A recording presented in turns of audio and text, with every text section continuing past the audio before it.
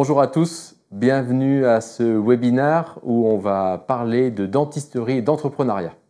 Je me présente, je m'appelle Cyril Gaillard, j'ai 49 ans, je suis chirurgien dentiste depuis 1998 et j'ai eu mon premier cabinet en 2000. En 2000, je me suis installé à la campagne, à Villeneuve-de-Marsan exactement.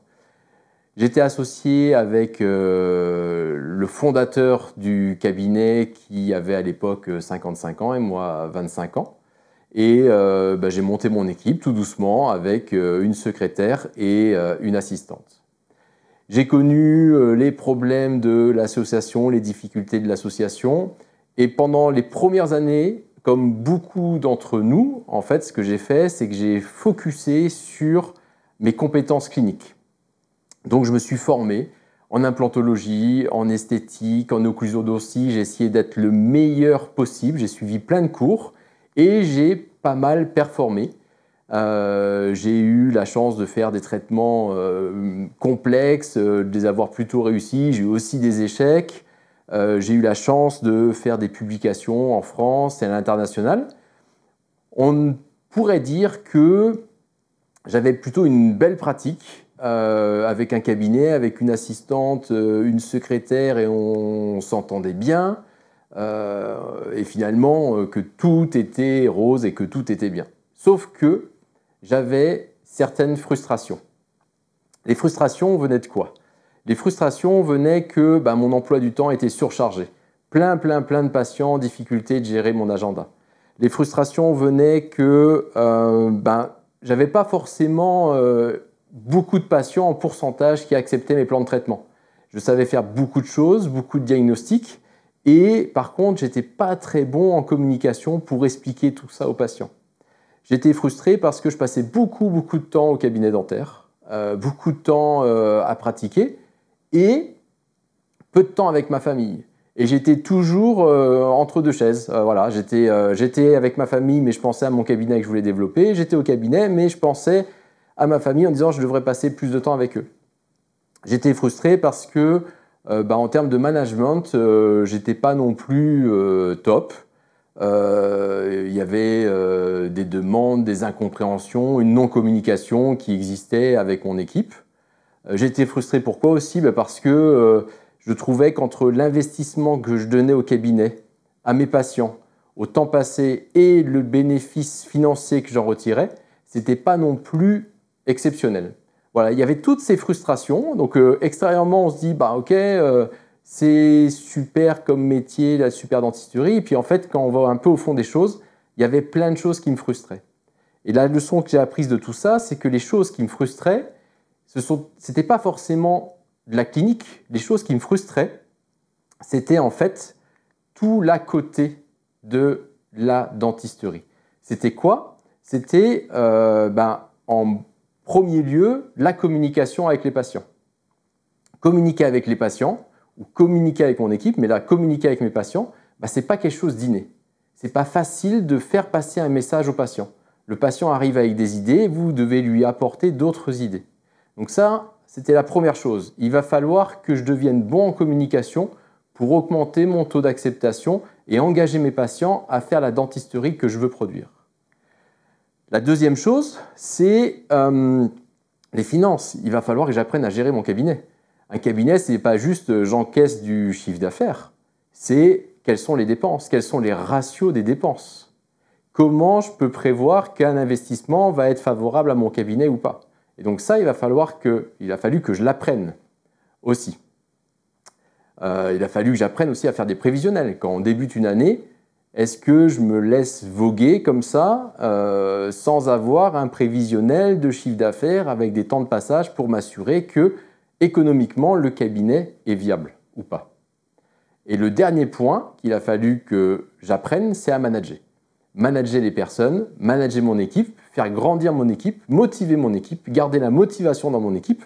Là aussi, il a fallu que j'apprenne. Donc pour moi, la clinique, c'est un des piliers du succès en dentisterie, mais ce n'est pas le seul pilier. Il faut aussi apprendre à communiquer, apprendre les finances du cabinet et apprendre le management. Tout ça, je l'ai appris au fil des années, jusqu'à 2022, où 2022, ici, vous avez un état des lieux de mon cabinet. 2022, on est 35 collaborateurs. Mes collaborateurs sont et mes associés minoritaires, les secrétaires, les assistantes, les prothésistes dans le cabinet. Et j'ai complètement switché d'un dentiste qui était finalement un dentiste juste soignant et pas chef d'entreprise à un dentiste soignant, chef d'entreprise. Comment j'ai switché là-dessus? J'ai switché parce que j'ai pris conscience que j'avais l'entière responsabilité de ma vie. Il fallait que j'arrête de me plaindre de choses. Ça ne sert à rien de se plaindre des choses qui arrivent. Elles arrivent ou elles n'arrivent pas, et elles arrivent souvent parce qu'on a fait des choix. Donc, j'ai décidé de renoncer à toutes les excuses. Il n'y avait plus d'excuses. Si quelque chose arrivait, c'est que j'avais fait les mauvais choix, et je ne pouvais en vouloir qu'à moi-même. La deuxième chose que j'ai mis en place dans la responsabilité de ma vie, c'est de me dire, en fait, je fais des choix qui vont donner des résultats futurs. Si je fais toujours les mêmes choix, j'aurai toujours les mêmes résultats futurs. Donc à un moment donné, il va falloir arrêter de faire toujours les mêmes choix, de faire toujours les mêmes choses. Vous voulez un changement? Il faut décider de faire des choses différenciantes. J'ai renoncé aussi à blâmer les autres, trouver des excuses. Ok, c'est pas de ma faute, c'est la faute d'un tel, non, non. Si j'en suis là où j'en suis, c'est parce que moi, je l'ai décidé. Et encore une fois, si vous répétez les choses du passé, en fait, votre futur sera votre présent. Donc, il va falloir changer les choses du passé et faire de nouvelles choses dans le présent. Il va falloir, dans la responsabilité de sa vie, définir la vision qu'on veut avoir. Et la vision qu'on veut avoir, la vision de ce qu'on a pour notre vie, pour notre cabinet, pour notre famille, pour nos finances, en fait, elle n'est pas si facile que ça à avoir. Pourquoi? Parce que la vision, elle est souvent influencée par l'entourage. Les gens qui vous entourent, inconsciemment, en fait, vont faire en sorte que vous allez avoir une certaine vision de ce que vous voulez faire. Et donc, avoir sa propre vision coupée de l'entourage en disant « je veux me réaliser pour telle chose, parce que c'est moi », ce n'est pas quelque chose d'évident, mais c'est quelque chose d'indispensable à faire pour pouvoir avancer. Donc, est-ce que vous avez une vision claire de ce que vous voulez faire? Et est-ce que cette vision, c'est vraiment vous qui voulez le faire? Ou est-ce qu'elle est influencée par votre entourage et votre éducation? Donc, une fois que vous avez votre vision, vous allez, à partir de cette vision-là, décider de ce que vous voulez faire dans votre vie. Ça, c'est le principe numéro 2. Décidez de ce que vous voulez faire dans votre vie. Ne vivez pas les rêves de quelqu'un d'autre, vivez votre propre rêve. Et un exercice à faire, en fait, c'est lister, écrire tout ce que vous voulez accomplir dans votre vie. Que ce soit des moments avec votre famille, des voyages, un type de dentisterie, un type de cabinet, peu importe le domaine, écrivez ce que vous voulez réaliser. Donc ça, c'est un des exercices très clairs. Et en écrivant ça, vous allez avoir une vision très claire de ce que vous voulez faire dans votre vie. Plus la vision est claire, plus vous allez atteindre vos objectifs. Les objectifs, donc se fixer des buts, avoir des objectifs, c'est quelque chose qui n'est pas forcément évident. Pourquoi? Parce qu'au départ, on va penser objectif et on va imaginer une montagne immense et on va se dire non, finalement, je ne vais pas le faire parce que jamais je vais atteindre le sommet. En fait, ce qu'il faut faire, c'est viser le sommet, donc imaginer très grand, rêver très grand, et ensuite, cette chose très grande, vous allez la diviser en tout petits objectifs. Donc j'ai un rêve très grand qui va être, je ne sais pas, par exemple, je ne suis pas du tout sportif et j'ai un rêve qui est de courir le marathon de New York. Je ne suis pas sportif, je veux courir le marathon de New York, c'est mon rêve. Il y a un écart, il y a un gap, il va falloir que je cours pendant 42 km et un peu plus. Et en plus, si le marathon de New York, je veux le faire en moins de 4 heures et que je ne suis pas du tout sportif, il y a quand même un challenge. Et donc, ça pourrait vous arrêter tout de suite en disant « non, de toute façon, j'y arriverai jamais ». Non, le rêve est « je vais courir le marathon de New York en moins de 4 heures ». Ça, c'est mon rêve. Et ensuite, je vais définir des sous-objectifs. Je vais le courir dans 2 ans. Donc, j'ai 2 ans pour me préparer. Donc, la première étape, je vais aller chercher un coach. L'étape suivante, je vais aller sélectionner une paire de chaussures. L'étape suivante, je vais commencer à m'entraîner le jour 1 avec le coach et ainsi de suite, et ainsi de suite, et ainsi de suite. Et vous allez arriver au bout de 2 ans à courir le marathon de New York. Voilà, c'est comme ça qu'on définit un objectif. On vise très gros, on rêve très grand On a notre objectif et on divise en petits objectifs. Quand on a des objectifs, un point important, c'est connaître le pourquoi de l'objectif. Je décide de courir le marathon de New York, je reviens sur cet exemple. Posez-vous la question pourquoi. Si vous ne savez pas pourquoi, s'il n'y a pas un pourquoi très clair, très motivant dans votre tête, vous allez abandonner. En fait, la plupart du temps, on perd la motivation parce qu'on n'a pas un pourquoi assez fort. Donc à chaque fois que vous voulez faire quelque chose, pensez à pourquoi vous voulez le faire. Donc ça, c'était le premier point que je voulais aborder avec vous pendant ce webinaire sur la vision et la création d'objectifs. Créer des objectifs, ça prend du temps. Et il y a des lois du temps. Donc, assez succinctement sur les lois du temps, je vais vous parler de deux choses. Je vais vous parler de la première loi du temps. Il y en a plein de lois du temps, je vais vous en parler de deux, qui est la règle de Pareto. La règle de Pareto, c'est les 80-20.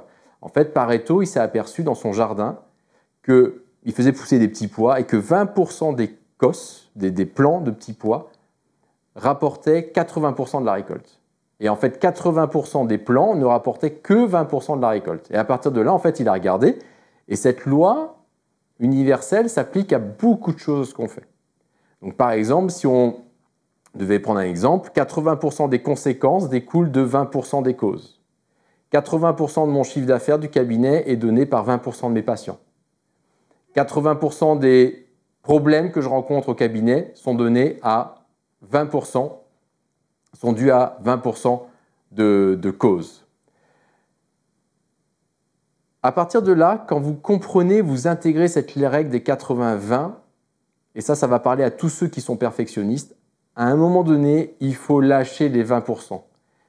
Vous travaillez à 20% sur un projet et ça va vous donner 80% du résultat. Et là, il faut se poser la question, quel est l'intérêt d'aller travailler sur les 80% restants qui vont vous donner finalement que 20% de résultats? Quelquefois, c'est nécessaire, souvent, ce n'est pas nécessaire. Donc ça, c'est la première règle, la loi de Pareto. La deuxième règle dont je voulais vous parler ce soir, c'est priorité versus urgence. Et ça, c'est la matrice d'Eisenhower. La matrice d'Eisenhower, c'est une matrice qui est très, très intéressante à connaître et à utiliser. En fait, c'est le urgent important. Donc Eisenhower, il a fait 4 catégories. Il a fait le A, urgent important. Urgent important, je vous donne un exemple, c'est, là je suis en train d'enregistrer le webinaire. Imaginez, j'ai un appel téléphonique de l'hôpital qui m'explique que mon père ou ma mère a eu un accident grave et qu'il faut que j'y aille rapidement. Je vais arrêter l'enregistrement du webinaire et je vais tout de suite partir les voir parce que c'est urgent important. Donc ça, vous voyez, on est dans l'extrême urgence. Ensuite, il y a le pas urgent important. Pas urgent important, c'est quelque chose d'important à mettre en place et à intégrer pour le développement d'un projet. Donc c'est le cadre 2, le cadre B. Ce sont des tâches qui sont importantes à faire, mais pas urgentes.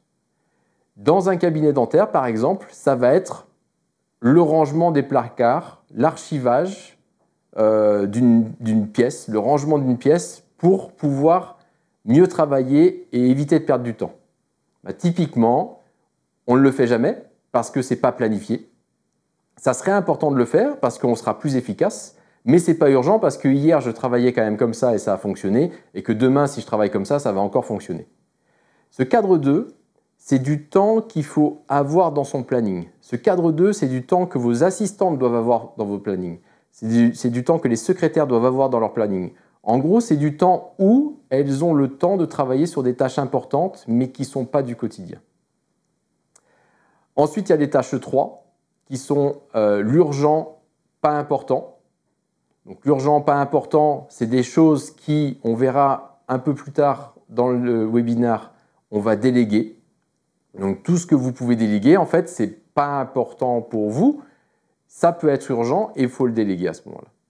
Et ensuite, il y a la catégorie 4, le D, qui n'est ni urgent ni important. Et tout ça, il va falloir l'éliminer. En gros, quand je regarde une série sur Netflix, quand je suis sur les réseaux sociaux en train de scroller mon écran, est-ce que c'est important? Non. Est-ce que c'est urgent? Non. Est-ce que j'ai le droit de le faire? Oui. Est-ce qu'à un moment donné, c'est un temps de relaxation? Oui. Mais je ne dois pas consacrer tout mon planning à ça. Le troisième point sur la gestion du temps, c'est apprendre à dire non. Et ça, c'est pas facile de savoir dire non. Mais savoir dire non, c'est dire oui à vos rêves. Donc à chaque fois que vous dites non à un projet, c'est que vous dites oui à un autre projet. Donc à vous de voir quels sont vos projets les plus importants. Et en fonction de vos projets les plus importants, les nouveaux projets qui vont arriver, à un moment donné, il va falloir leur dire non pour se consacrer au projet le plus important pour vous. Le troisième pilier, premier pilier, j'ai une vision très claire. Le deuxième pilier, je sais gérer mon temps. Le troisième pilier, c'est le rôle du manager. Quel est le rôle d'un manager? Un manager, c'est quelqu'un qui va faire grandir son équipe. Un manager, ce n'est pas quelqu'un qui contrôle. Un manager, c'est comme un très bon professeur. Je pense que dans votre parcours scolaire, vous avez rencontré un professeur qui vous a marqué. Et si je vous demande qu'est-ce qu'il vous a marqué, pourquoi il vous a marqué, la plupart du temps, c'est qu'il nous a marqué parce qu'il nous a accompagnés, il nous a fait grandir. Et c'est ça le rôle d'un manager. Faire grandir les personnes avec qui vous travaillez, tous les jours. Le but, c'est qu'au final, le manager, en fait, on n'ait plus besoin de lui. Imaginez, vous avez fait grandir votre équipe. Chaque personne autour de vous a grandi, sait exactement ce qu'elle a à faire et finalement ne vous demande plus rien. Vous pourriez dire, en fait, je ne sers plus à rien. Et ça, c'est la bonne nouvelle. Le manager ne sert plus. Alors, ça n'arrive jamais parce qu'il y a toujours des nouvelles choses à mettre en place. Mais vous voyez, par exemple, dans l'image ici, où on a l'équipe de Formule 1 qui est en train de changer des pneus et de remettre de l'essence dans la voiture, chaque personne sait ce qu'elle a à faire.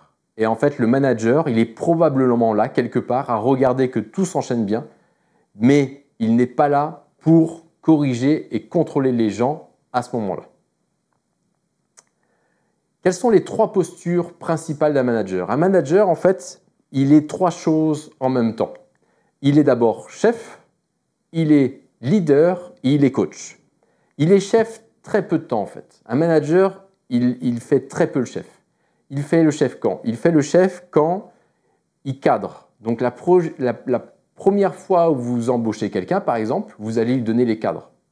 Tu commences à telle heure, tu finis à telle heure. Les tâches que tu as à faire sont celles-ci, celles-ci, celles-ci. Ça, c'est un chef. On fixe le cadre.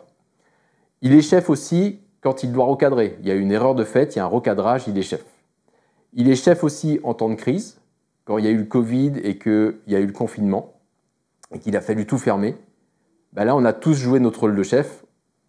On a pris des décisions rapides, efficaces. Donc en période de crise, il joue le rôle de chef. Et puis il va jouer le rôle de chef aussi quand, dans un management qu'on va dire démocratique, où tout le monde va s'exprimer, s'il n'y a pas consensus, à un moment donné, il faut que quelqu'un décide et c'est le chef qui va décider. Donc on voit que le manager chef, en fait, il est très très peu présent. Le manager, il est aussi leader. Alors là, par contre, le manager leader, il va être là très fréquemment. En fait, qu'est-ce qu'il va faire? Il va inspirer, il va montrer l'exemple, il va motiver son équipe, il va partager sa vision, la vision qu'il va avoir de commune avec l'ensemble de son équipe, et l'équipe va proposer des solutions au leader. Donc le leader va recevoir des propositions, des solutions, et puis après, il va les mettre en place ou pas en fonction de la politique du cabinet. Il faut retenir en tant que leader qu'on n'est pas au-dessus de l'équipe. En fait, on est dans l'équipe, on est avec l'équipe. On travaille avec notre équipe. On n'est pas chef, je suis au-dessus, c'est à vous de faire les tâches. Ça ne fonctionne pas comme ça. Si vous voulez engager votre équipe, vous devez être leader et être avec votre équipe. Et la troisième posture du manager, c'est le coach. Le coach, c'est ce que je vous racontais au départ, en fait, il est là pour aider à faire grandir la personne. Si vous faites du sport, le coach que vous prenez en sport, que ce soit encore une fois pour courir un marathon ou pour vous entraîner au tennis ou pour aller à la salle de gym, en fait, le coach, il est là pour vous aider à progresser. Si vous gardez ça en tête, votre rôle de manager, c'est de faire progresser les personnes qui travaillent avec vous. Le management, il est sur mesure. On a 4 types de management. On a, nous, individuellement, un management qu'on préfère. Donc, quels sont les 4 types de management? Il y a le management autocratique, le management démocratique, le bienveillant et le laisser-faire. Spontanément, on préfère plutôt l'un que l'autre. Moi, spontanément, je suis un management de laisser-faire. D'autres, spontanément, vont avoir un management qui va être plutôt autocratique. Autocratique, ça va être je décide de comment on doit le faire et je t'impose, tu dois faire les choses comme ça, comme ça, comme ça et tu dois suivre les règles. Et à l'opposé, on a le laisser-faire qui est de dire l'objectif c'est ça, fais comme tu veux, peu importe les moyens que tu utilises, ce qui est important c'est que tu arrives au résultat. Vous avez un management qui est démocratique, c'est l'objectif c'est celui-là, on se réunit tous, quelles sont les actions qu'on doit mettre en place pour atteindre l'objectif et on décide ensemble des actions. Et puis il y a un management qui est bienveillant. Le management bienveillant, c'est un management qui ne va pas manager sur les chiffres et sur des objectifs, mais sur le bien-être de la personne. Donc, je ne m'occupe pas plus que ça de l'objectif qu'on va atteindre. Par contre, ce qui m'intéresse, c'est que tu sois heureux dans l'entreprise. Si tu es heureux dans l'entreprise, pour moi, c'est que tu vas donner le meilleur pour l'entreprise. Donc, tant que tu es heureux dans l'entreprise, je sais que tu vas performer. Et donc, je vais manager de cette manière-là. Vous, en tant que manager, vous allez devoir passer de l'un à l'autre en fonction des tâches que vous allez donner aux personnes qui travaillent avec vous, mais aussi en fonction des types de personnalités. Donc les types de personnalités, ici on a un exemple de process communication. Vous pouvez utiliser d'autres analyses de personnalité. Moi j'aime bien les process communication. En fait, dans les process communication, vous avez différentes personnalités. Le rebelle, le rêveur, le persévérant, le travailloman, l'empathique et le promoteur. Ces personnalités différentes, il faut leur parler de manière différente. Il faut leur parler de manière à ce que vous rentrez en communication avec elles. Et il va falloir les manager d'une manière différente. On va prendre quelques exemples. Si vous avez un empathique, le style de management, ça va être du bienveillant. Si j'ai un empathique, ce que je veux, c'est que la personne se sente bien dans l'entreprise. Et donc, elle va performer dans l'entreprise. Mais si je manage de manière autocratique, par exemple, un rebelle c'est qui? Un rebelle, c'est quelqu'un de créatif. Un rebelle, c'est quelqu'un qui ne supporte pas les règles, les contraintes. Un créatif qui ne supporte pas les règles, les contraintes. Le rebelle, si je le manage en autocratique où je lui fixe un cadre rigide, jamais il travaillera correctement. Par contre, le rebelle, il faut que je le manage de manière laisser-faire. Il n'y a pas de cadre. Fais comme tu veux, l'objectif c'est celui-ci. Donc tu atteindras l'objectif. Maintenant, les moyens que tu mets pour atteindre l'objectif ne me regardent pas, tu fais comme tu veux. Donc ça, c'est les différents types de management. Dans le management, il y a une chose qu'on a des fois du mal à faire, c'est la délégation. La délégation, en fait, on a du mal à le faire. Pourquoi?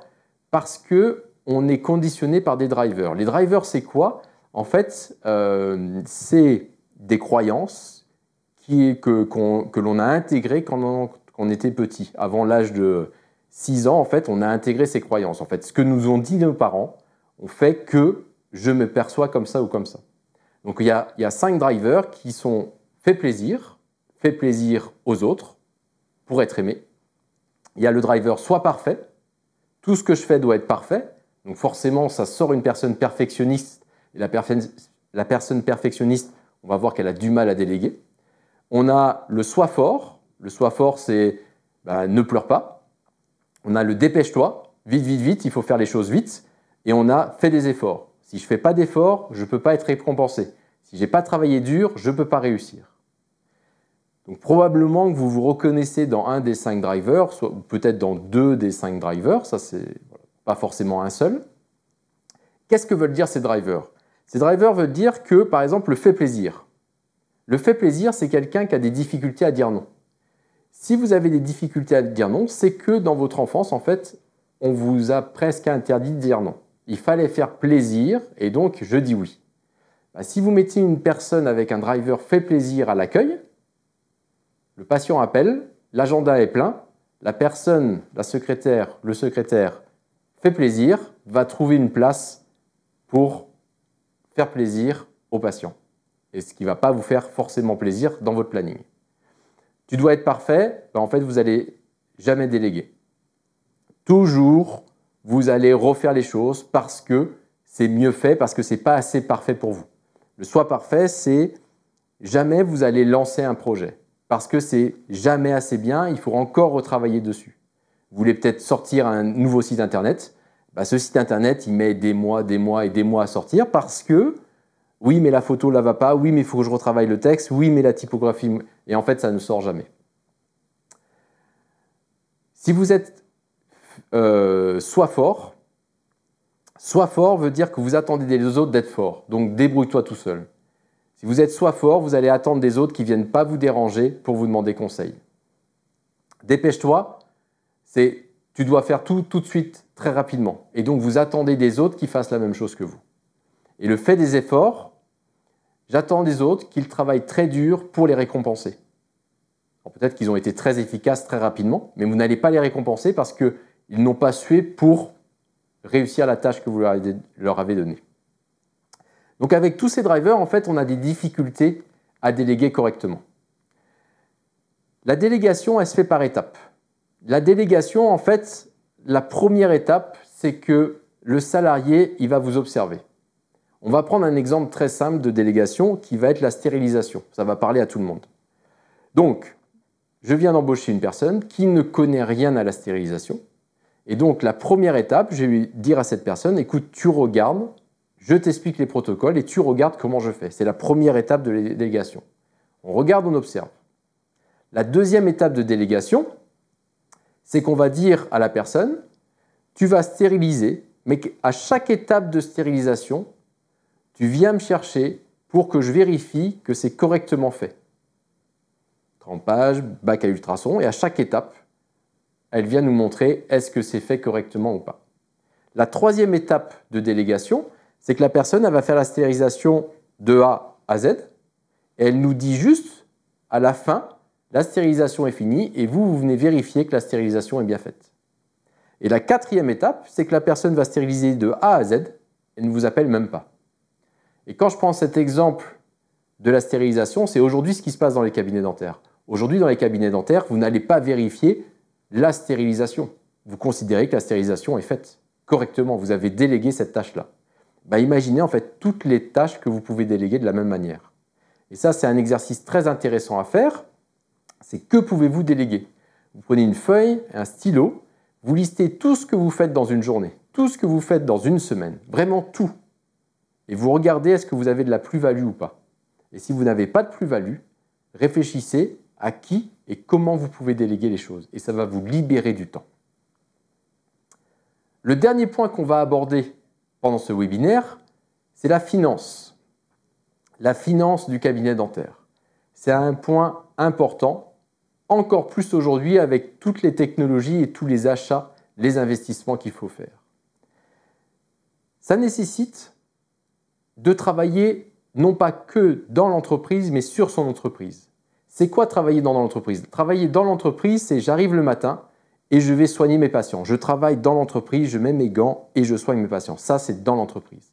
Travailler sur l'entreprise, c'est arriver le matin et se consacrer 90 minutes par semaine à réfléchir et à analyser l'activité de votre entreprise.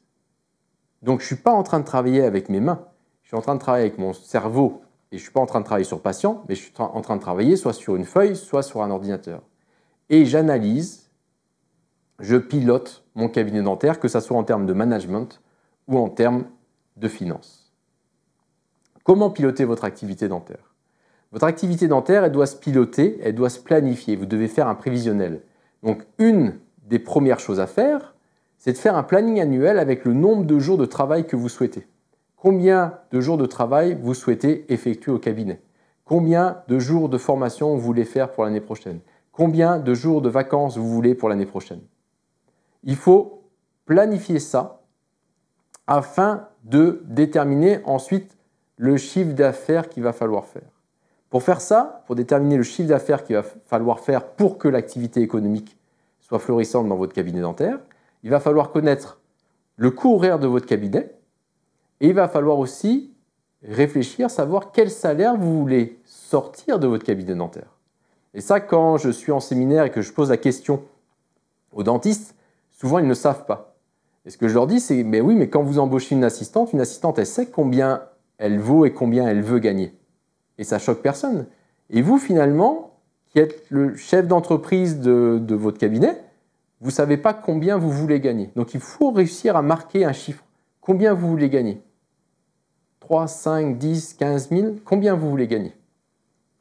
Une fois que vous avez le nombre de jours, une fois que vous avez le coût horaire du cabinet, une fois que vous avez le salaire que vous voulez, en fait, vous allez pouvoir créer un prévisionnel avec, au mois de janvier, je vais travailler 8 jours, je vais travailler 10 heures par jour, ça fait 80 heures dans le mois, et en fonction du taux horaire et de ce que je veux gagner, je vais devoir produire 32 000 euros de chiffre d'affaires. Et si je produis 32 000 euros de chiffre d'affaires et que mes coûts, mes dépenses sont maîtrisés, je sais combien je vais gagner à la fin du mois.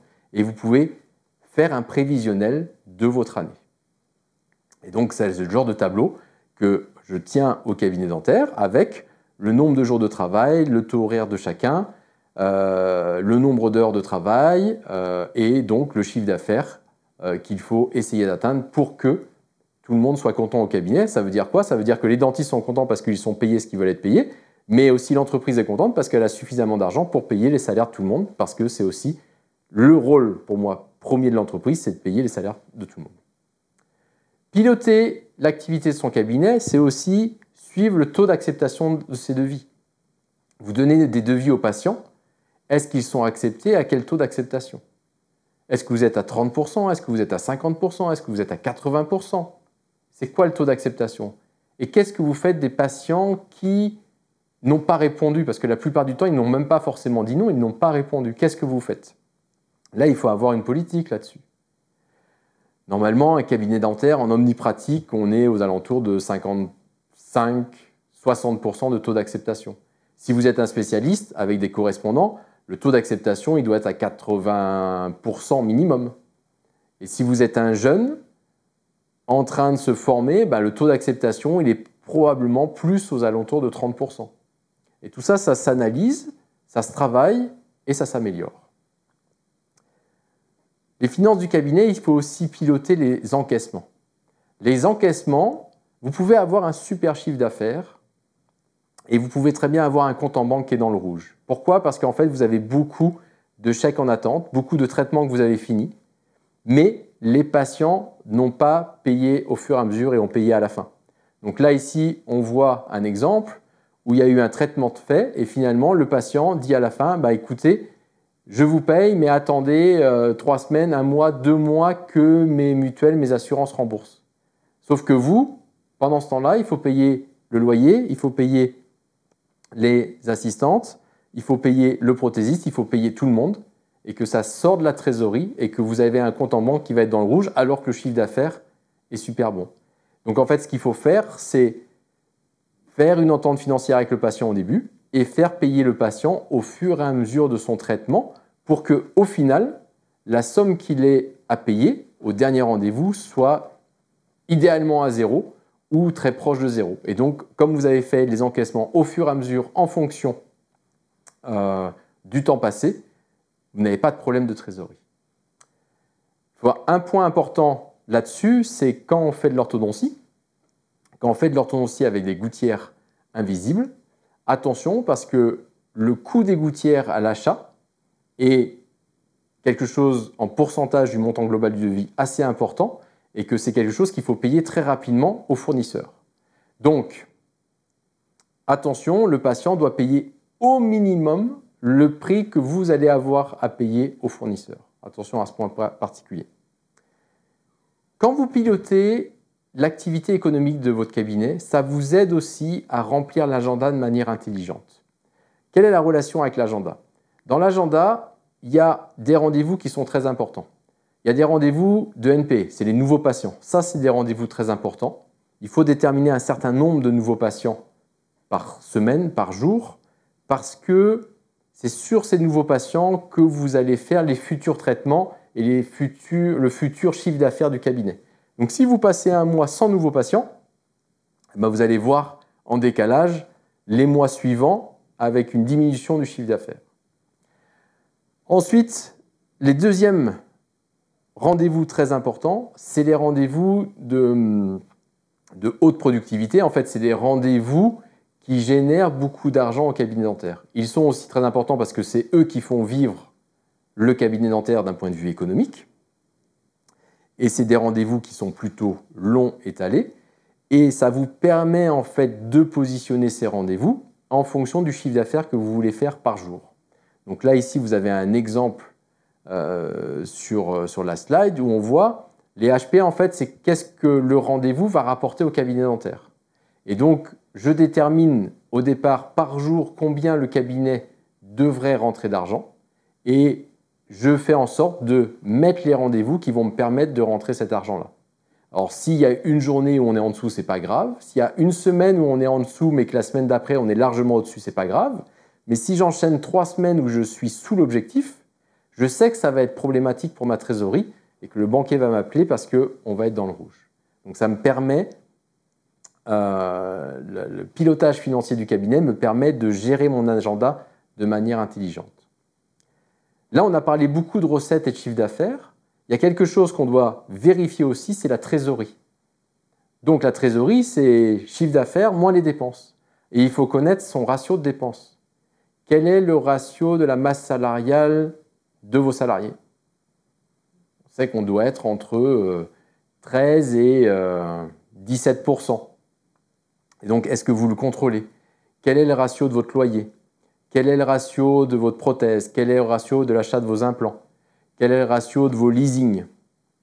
Donc tout ça, ça doit être vérifié mois par mois. On fait ici un tableau de trésorerie où on a le solde initial, les recettes et puis toutes les dépenses qu'on va avoir, les labos, les prélèvements, l'URSSAF qui va tomber, le salaire des dentistes, le salaire des assistantes, les charges sociales d'assistantes, les emprunts, et ainsi de suite, et ainsi de suite.